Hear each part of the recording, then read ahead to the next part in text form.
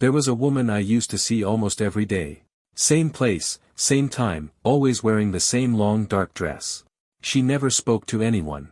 Most people didn't even seem to notice her. But I did. Something about her paused. Like she was stuck in a moment the rest of us had already forgotten. I didn't know her name. I didn't know her story. But the closer I looked, the more I realized, this wasn't just a strange habit. It was something else entirely. She always wore the same dress. A dark, ankle-length thing with long sleeves and a collar that didn't match the season. In the summer, it looked too warm. In winter, it looked too thin. The fabric wasn't quite black, more like a faded charcoal, like it used to be black once, before it gave up. I saw her almost every day. First on the 7:40 tram, she'd get on 2 stops after mine. Then sometimes again outside the corner shop near my apartment. And once or twice, in the courtyard behind the old bookstore where no one ever really lingers unless they have nowhere else to be. She didn't look homeless. Not dirty. Not loud. She looked, paused. Like someone who had once lived loudly and then forgot how. And always, that same dress. I never approached her. Not at first. But I noticed things. The way she folded her hands in her lap on the tram. The way she didn't carry a phone or bag, just a small notebook tucked under one arm. The way she never met anyone's eyes, but always looked like she was listening to everything. It wasn't obsession. Not yet. But it was a pattern. And humans love patterns. I started timing my mornings differently. Just a little. 10 minutes earlier. Then 5 minutes later, just to see if she'd still be there. She was. Almost always at the same spot on the platform, standing 2 steps back from the yellow line. Never sat down. Never checked the schedule. As if she wasn't waiting for the tram, just waiting. Once, the tram didn't come at all. There was a breakdown further up the line. Most people grumbled, took out their phones, called for rides. She just stood there. 25 minutes. Still, silent. Then turned and walked away without a word. I followed. Only with my eyes. I started calling her, the woman in the dress, in my head. When I mentioned her offhand to a friend, something like, "You ever see the woman at the tram station, always in the same long dress?" They said no. They didn't even know who I meant. That unsettled me. How could someone so present be so invisible? One morning I got bold. I nodded at her as we stood waiting. She glanced at me, gave the faintest nod, and looked away. That tiny moment stayed with me the entire day. From then on, it became routine. Nod. Look away. A ritual between 2 strangers who never spoke. But then, something shifted. It was cold that morning. First frost on the pavement. She arrived without shoes. Just socks, thin ones, damp from the concrete. She didn't flinch. Didn't hold herself differently. Just stood there in that same washed-out dress, barefoot, as if it was normal. And for the first time, I felt something sharper than curiosity. I felt unease. I almost said something. Almost asked, "Are you okay?" But I didn't. Because people like her, quiet, unreadable, they make you second-guess. They make you afraid to be wrong. Later that day, I passed the bookstore courtyard.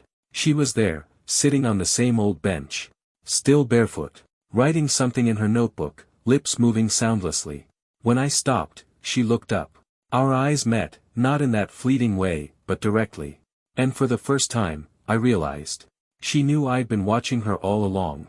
After that morning, the one with the bare feet, I stopped pretending this was casual. I wasn't just noticing her anymore. I was waiting for her. Morning and evening. At the tram station, on the corner by the store, across the street from the bookstore bench. I never followed her directly. But I started timing my life around when she appeared, or didn't. Some mornings she didn't show up. And those days left me unsteady. Like something important had gone missing, even though we'd never exchanged a full sentence. And when she did appear, it was always the same. The dress. The notebook. The silence. Except now, she looked at me differently. Not surprised. Not guarded. Just, aware. One night, I stayed late at work. I almost didn't take the tram. But something made me go. She was there. Sitting on the back bench, alone. I stood 3 feet away and said, "You dropped this." I hadn't picked up anything, it was just an excuse. She looked at me. Then down at her lap. "No, I didn't," she said quietly. Her voice was soft, but flat. Like a piano key pressed without weight. I nodded once and stepped back. didn't push it. But she didn't look away immediately. She held my gaze for 3 seconds longer than she ever had before. Then the tram doors opened, and she was gone. That was the night I started dreaming about her. Not romantic dreams. Not nightmares either. Just flashes. The hem of the dress brushing wet pavement. The notebook opening to a blank page. The sound of her voice saying something I couldn't understand. I'd wake up unsettled. Not scared. Just drawn. I noticed other people didn't look at her the way I did. In fact, they barely looked at all. Sometimes someone would brush past her like she wasn't even there. Like she was smoke. Or a glitch. And I started wondering, had she always been like this? Or had something made her like this? One Saturday afternoon, I was walking to the store and saw her on the opposite side of the street. She was standing in front of a baby store. A place that sold tiny shoes, pastel blankets, rattles, picture frames shaped like teddy bears. She wasn't inside. Just, standing outside. Staring through the window. She didn't move. Didn't go in. She just stood there with her hands at her sides. I watched from across the street for 5 minutes. Then she turned, slowly, and walked away. I didn't follow. That night, I sat with my notebook and tried to write something. Not about her, exactly, just something. Anything. But all that came out was this. She's not strange. She's stuck. I didn't know what I meant yet. But I felt it like a splinter. I finally broke. After weeks of quiet nods, long glances, and routines that weren't really routines anymore, I asked someone about her. It was late afternoon, and I just watched her disappear down the alley next to the old post office. I didn't follow her, not directly. But I waited. Watched the shadow vanish around the corner. Across the street, there was an older woman sweeping the steps of her building. I'd seen her a few times before, always in the same spot. I crossed over. "Excuse me," I said. "The woman in the long dark dress, do you know her?"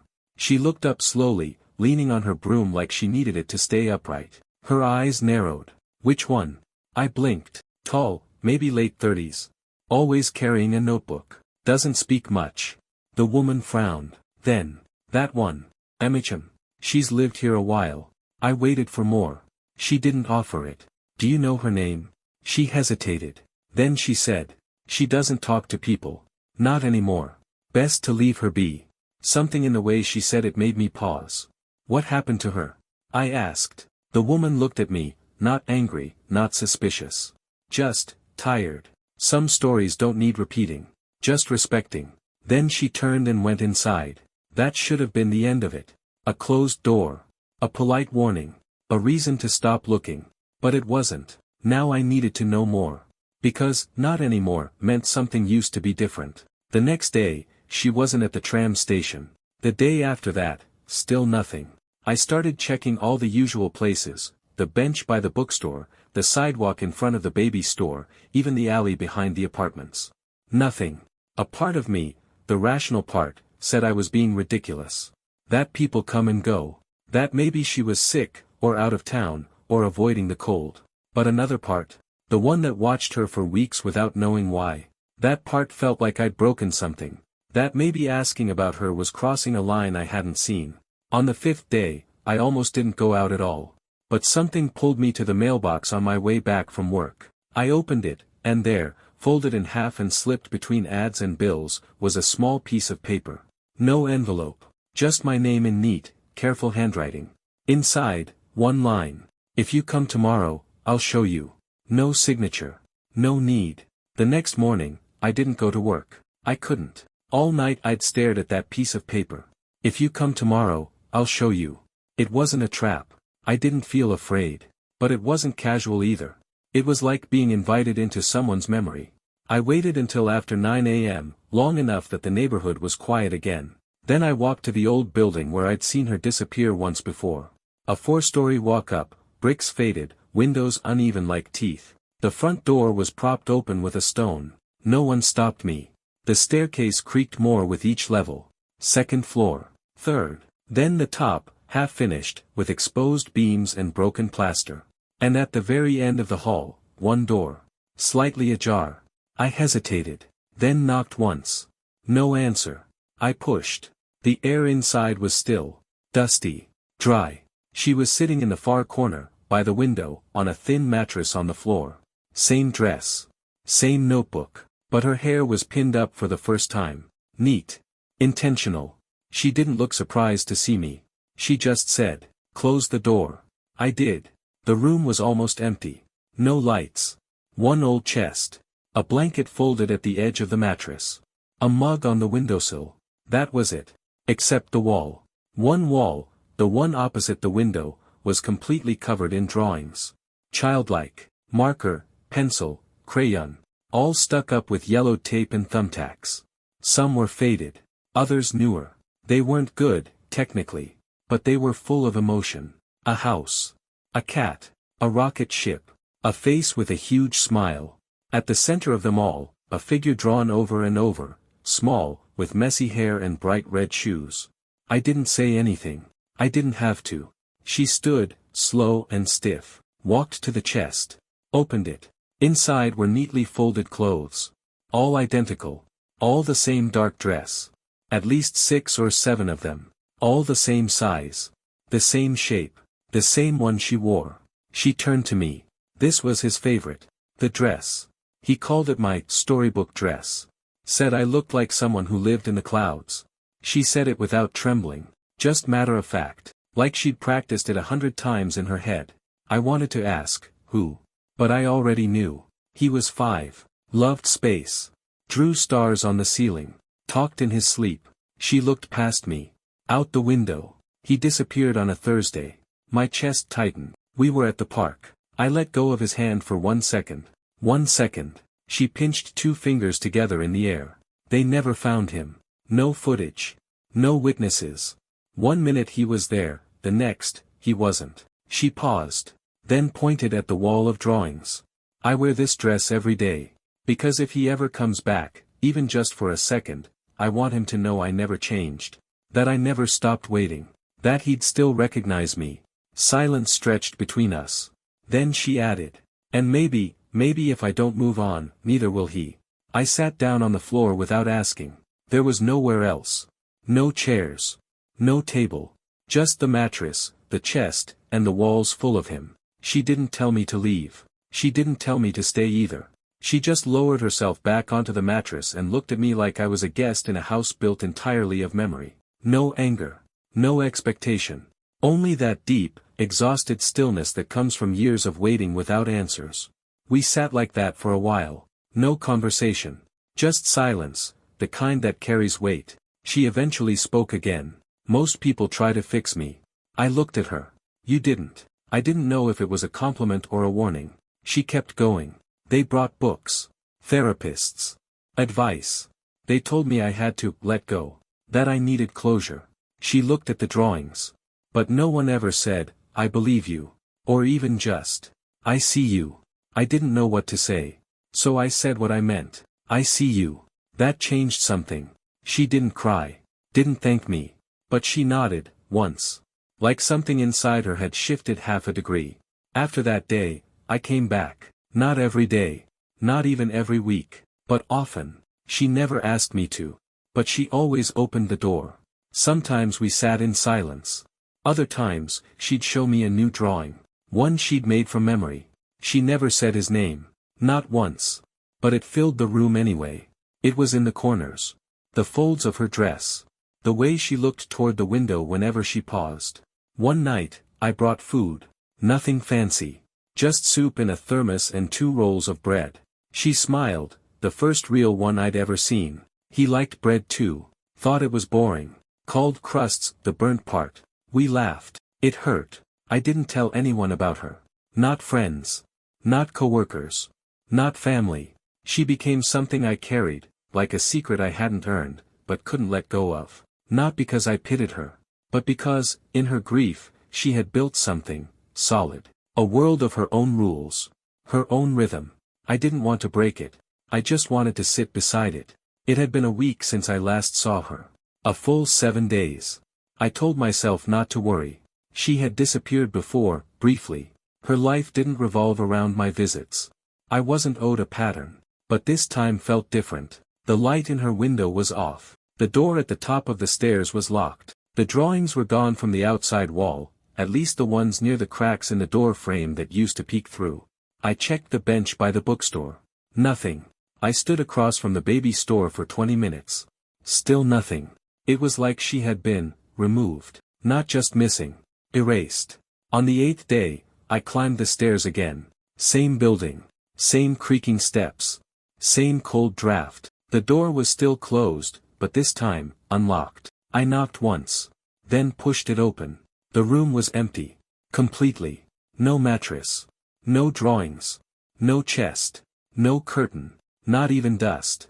Just bare walls, a scuffed floor, and silence so sharp it rang in my ears. I stood there, unsure what to do with my hands. Unsure what to do with myself. I'd come there so many times, thinking I was helping her carry something heavy. Only now did I realize she'd been helping me do the same. On the windowsill, there was a folded note. No name. No address. Just, "You saw me. That was enough. You don't need to wait anymore. Neither do I." And under it, a single drawing. Crayon. Old paper. 2 figures. One tall. One small. Both in dark clothing. Both smiling. One holding the other's hand. At the bottom, in shaky handwriting. "The day he comes back." I walked out slowly. Not broken. Not confused. Just changed. Because whatever she had been waiting for, it had finally come, in some form I couldn't see or touch. And somehow, I believed her. I didn't sleep much that night. I kept thinking about the room. The way it looked like it had never been lived in. Like everything had been packed away so carefully, it left no trace. And the note. "You saw me." That was enough. What did that mean? I replayed every conversation we'd had. Every drawing on the wall. Every time she'd looked at me like I wasn't a stranger. And then I remembered something. Not a memory. A reflex. I walked to the kitchen. Stared at the photo on my fridge, a collage of snapshots from an old community event I went to years ago. A neighborhood thing. I didn't even remember who took the pictures. But there it was. Bottom right corner. A boy. Red sneakers. Big grin. Star sticker on his cheek. I leaned in closer. Next to him, a woman in a long dark dress. And next to her, me. I was in the photo. Smiling. Holding a paper cup. Looking at the boy. I felt the blood drain from my face. It wasn't just resemblance. It was him. The boy from the drawings. And suddenly, it clicked. I hadn't just witnessed her grief. I had been part of it. I tried to remember that day, really remember. I had been volunteering, handing out snacks, helping with face painting. The woman, she had been keeping close to the kid, letting him explore, but never too far. At one point, I took a group photo. Everyone was there. But what happened after? I couldn't recall. Not because it was traumatic. Because it was ordinary. One moment to me. The last moment to her. I went back to my living room. Sat down. Looked at the note again. "You don't need to wait anymore. Neither do I." And I realized something so quiet, it almost didn't hurt. She wasn't asking me to remember her. She was freeing me from a story I hadn't realized I was part of. It was 3 weeks after the photo. I hadn't gone back to the building. There was nothing left there. The door was locked now. Someone had scraped off the tape marks from the wall where the drawings had hung. Like the building itself wanted to forget her too. But I couldn't. Not after the photo. Not after realizing I had been there. That I had seen her son. That I had smiled at him, maybe even spoken to him, right before he disappeared. And I never noticed. I was just another person in the crowd who moved on with their life. That morning, I was walking through the park. It wasn't on purpose. Just habit. Same place. Same path. And then I saw her. She wasn't wearing the dress. She was in jeans. A light sweater. Hair cut short, tied loosely. She looked younger. Not in her face, that was still tired, but in how she carried herself. Like someone who had finally set something down. She was sitting on a bench. Not her bench, just a bench. Alone. Watching a group of kids run by, kicking a soccer ball. I almost didn't stop. But I did. She looked up. Saw me. And smiled. Not a big smile. Not a sad one either. Just enough to say, "Yes. I remember you too." I sat beside her. We didn't talk for a while. Then she said, softly. "He came back to me in a dream. Just walked up and said, 'I knew you'd still be here.' And then he hugged me. Just like that." I nodded. "I believe he did." She looked at me, eyes calm. I don't need to wear the dress anymore. He'd recognize me now. I know it. We didn't say much after that. She stood. Thank you for seeing me. Then she walked away. No mystery. No fade into the mist. Just a woman finally letting go. And me? I sat there, looking at where she'd been. And I thought about all the people we pass every day, how much they're carrying, how close we stand to stories we'll never fully understand. And how sometimes, without meaning to, we become part of them.